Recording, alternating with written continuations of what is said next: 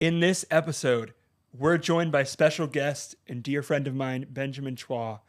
And we asked Jim a really hard question that he asked many, many people over his life.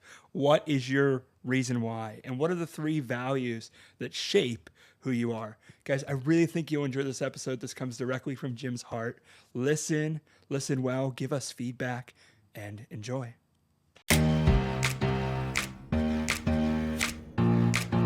How you can be the greatest salesperson on the planet. Welcome to the Rethink Sales Show. My name is Derek Kelly. I'm joined by Jim Shorkey and special guest Benjamin Chua. Benjamin, thank you. So nice to have you here today. I'm grateful. Thank you for being here. Thank you for having me. I was disappointed because I saw that you weren't here. I thought, geez. I was excited about hearing your story, so I'm glad you're here.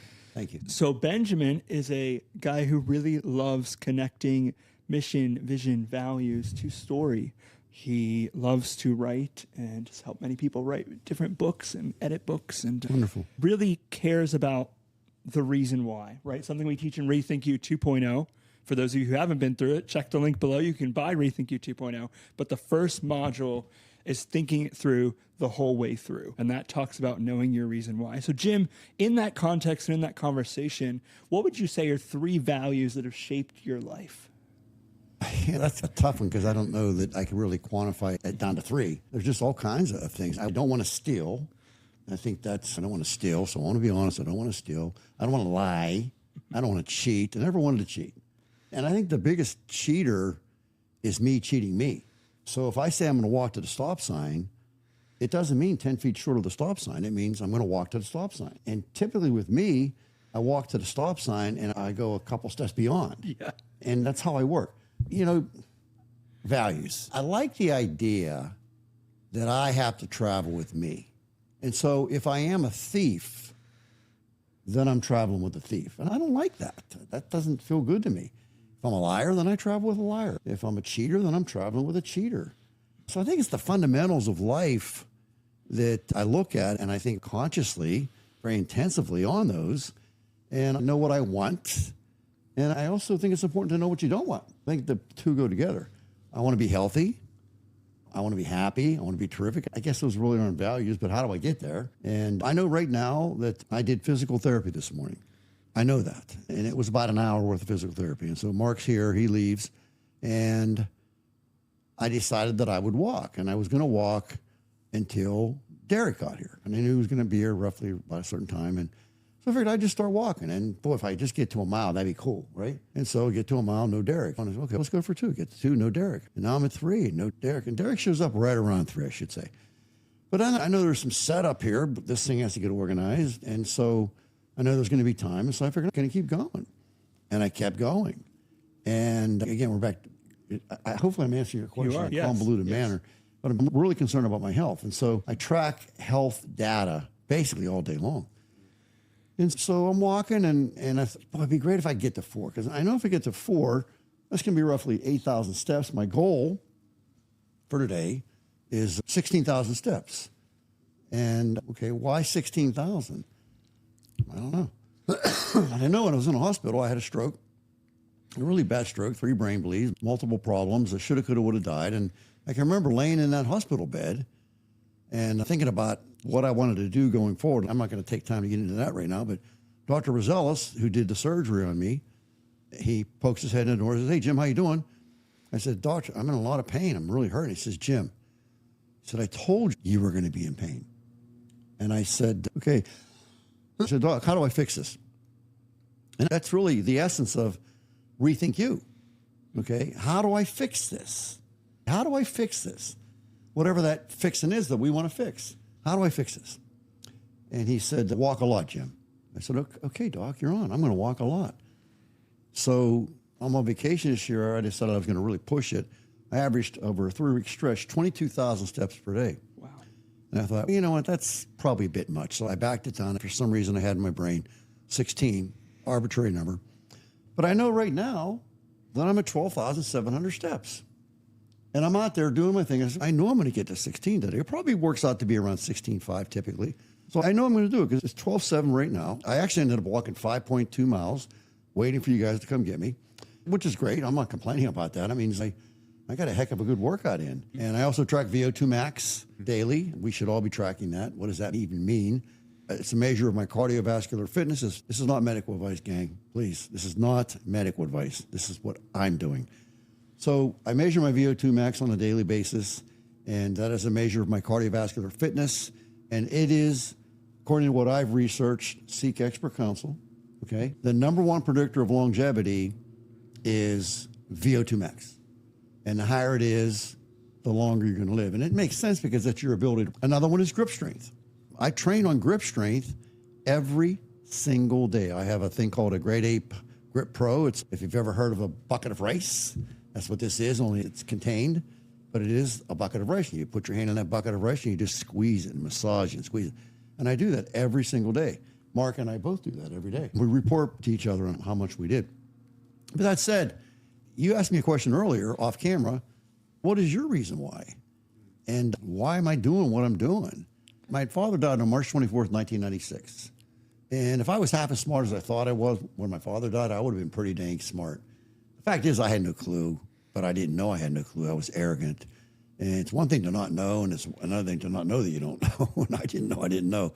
2 years after my dad died, I'm bankruptcy imminent, going down, not going to make it. Things are going really bad. And so I started reading Think and Grow Rich by Napoleon Hill. I'd already read it, but I didn't really execute it like I could have. So I'm reading the book, and one of the things that comes up in the book a lot, first of all, I said to Napoleon Hill, he was deceased at the time, but I said, Napoleon Hill, I couldn't bear the thought of this being my dad's legacy. I couldn't let that happen.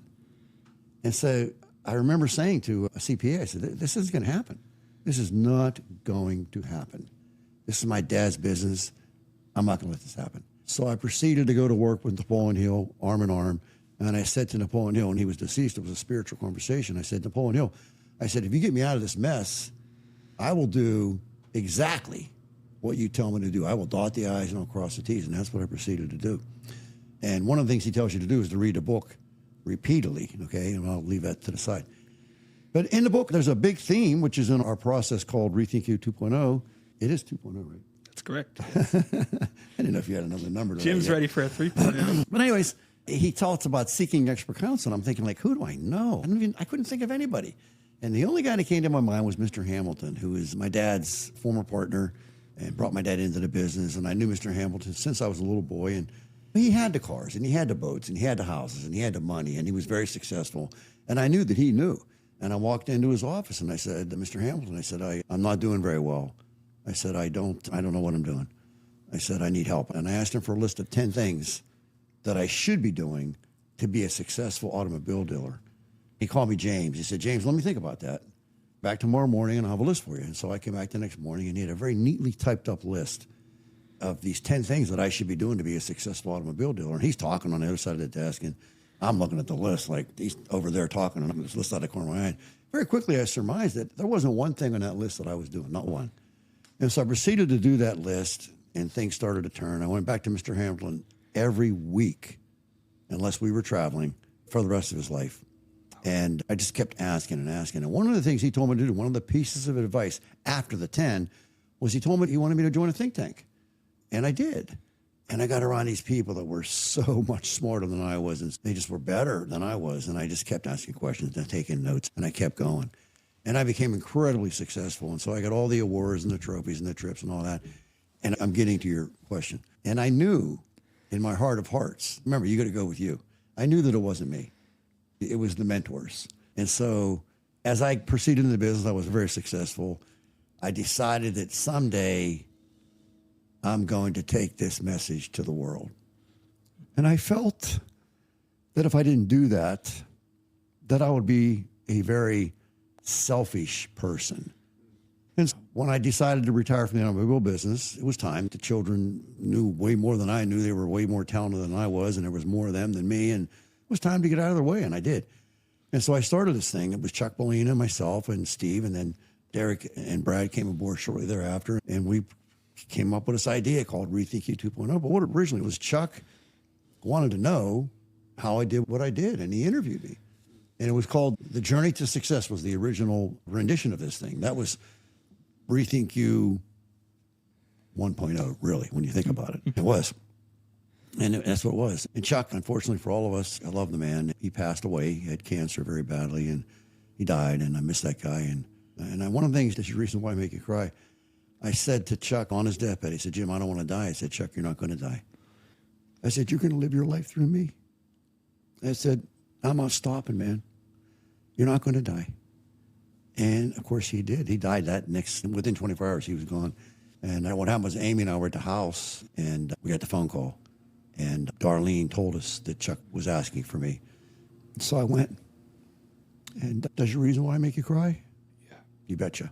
Yeah. So that answers your question. Yeah. Yeah. Thank you for sharing that. Can I ask a follow-up question? Sure. How would you describe the legacy now? If you were at that time thinking, oh, I don't want this to be the legacy, Oh, yeah. the Yeah. direction. So how would you rephrase that or think about 100X. It's incredible. And so it's really not my dad's legacy as much as it's mine. And then the children have created their own legacy, and it's 100X. It's incredible.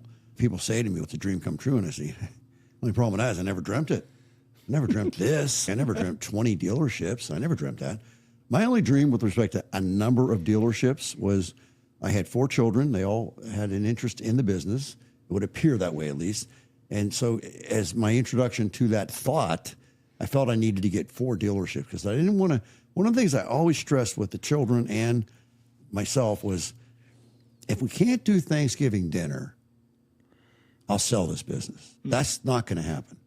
If we can't do Christmas, if we can't get along, if we stop talking to each other, not good. So I was very concerned about that. And the kids all knew how I felt about that. There were some times where I had to sit down and say, hey, wait, this ends now. Remember what we talked about. You're not going to get it. And they know that. And they know how I feel about that. The legacy is 100X. It's way beyond anything I would have ever dreamt. And the best part about it is that it's ongoing because they are doing their thing. They're young. My children are 40 years old. And so if you look at me being 69, let's say they decided to do the same. I got out in 16, so that's 10 years ago. So I got out at 58, 59, something like that. So if they decide to do that same thing, that's 20 years from now.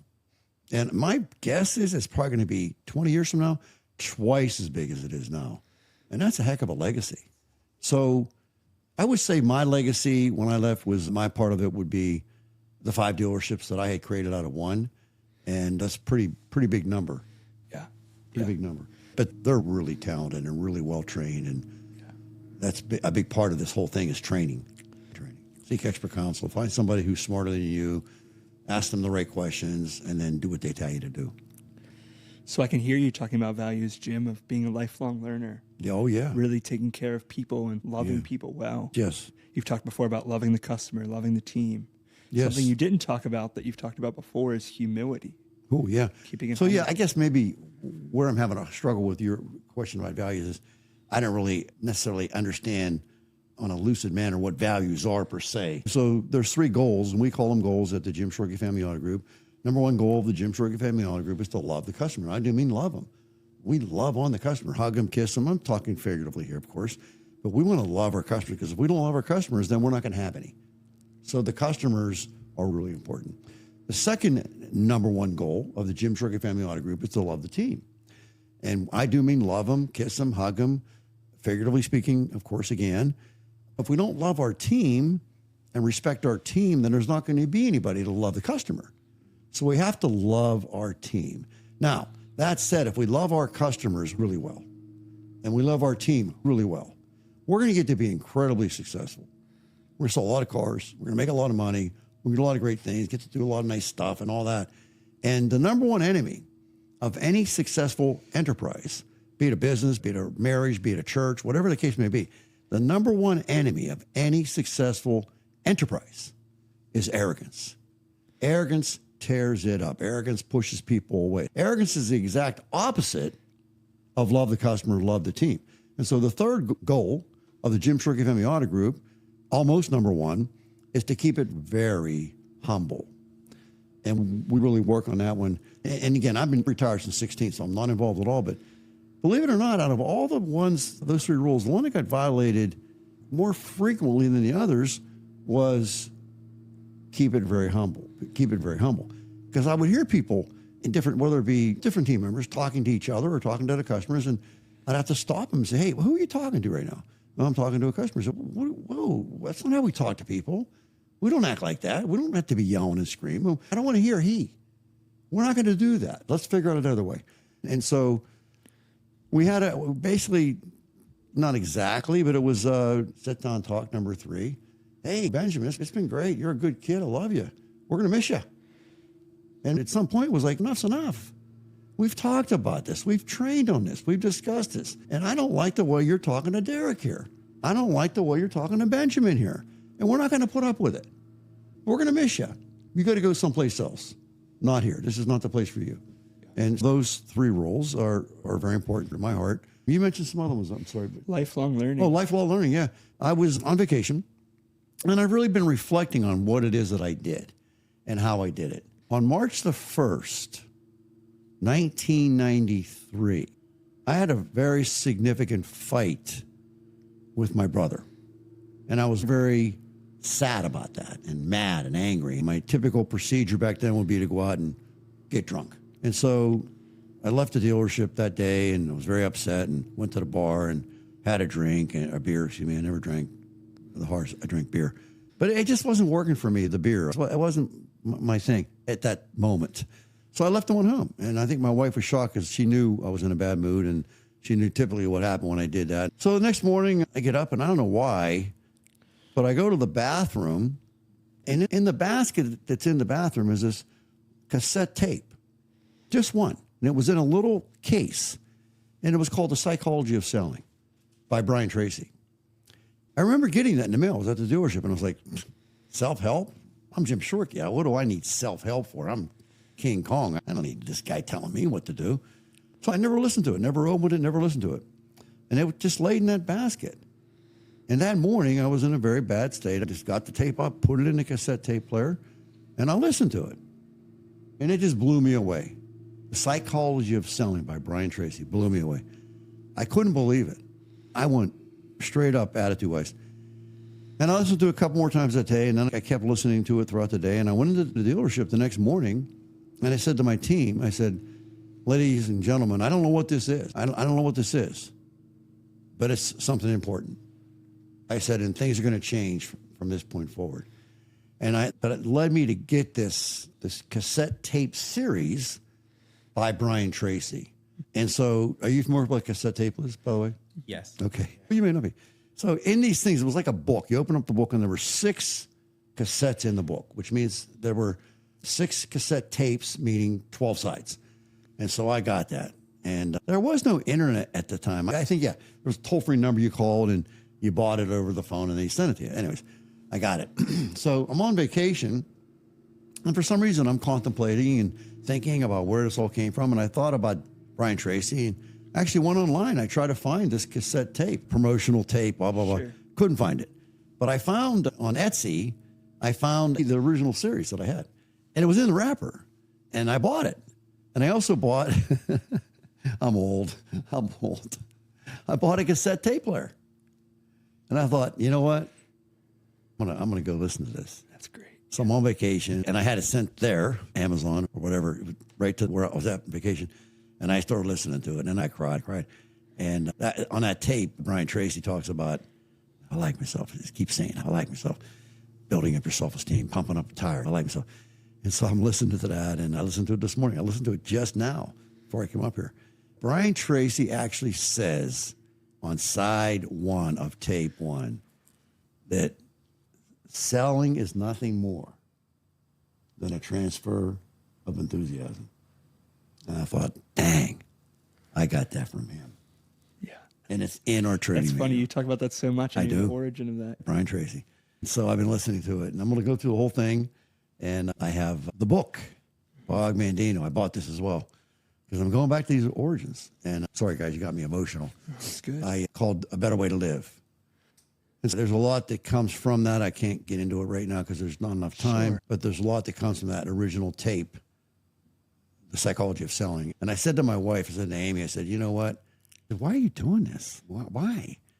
I said, you know what? If it works half as good going forward as it did back then, what could that mean? What could that mean to all of this? There's your reason why I make you cry. Thank you, Jim. I think you guys as the audience can just hear Jim's heart of talking about those values and how he's lived them out. And I think you've seen that in the life of your family, in the life of the dealership, and life of what the kids are doing now. And what Thanks. we're doing. Let's not forget that. Yeah. And what What we're we've doing. seen through people you're coaching one-on-one. Yes. Thank you, Jim. Thank you, Benjamin. And to you all, if you made it to the end, we always ask you to leave a dolphin emoji. I know it's random, but it's catchy, and we see it, and we're so thankful. I know Jim comments on everyone. Thank Oh, you. yeah, absolutely. So please, if you're on YouTube, comment, subscribe. There's a new hype button on YouTube. Please click that, hype up this content so more people can You didn't see. comment on my shirt. Stay positive. So I really Stay think positive, guys. that you can hear Jim's heart here. And so if this episode impacted you, please leave a comment on any of the platforms. We respond to all of them. And share. Thank you, guys. Thank Thank you, Jim. Thank you, Benjamin. See you guys in the next episode.